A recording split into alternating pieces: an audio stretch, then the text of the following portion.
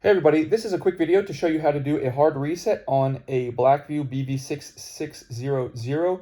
Keeping in mind that if you do this, everything will be erased, all your contacts, photos, apps, everything, and it will be like it was when it came out of the box. So if that's okay with you, we can go ahead and get started. You're just going to press and hold the volume down and power buttons on the right side of the phone as shown here.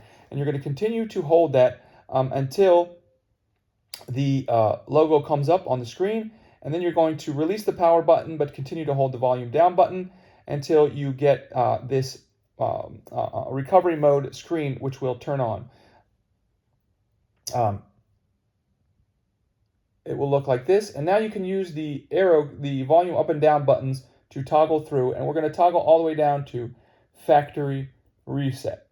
And once we toggle down to factory reset, we can hit the power button to confirm it. And once we hit that power button, it'll take a couple minutes to do the reset, and then it will turn back on, and your phone will be like it was when it came out of the box. Thanks a lot for watching. Have a great day.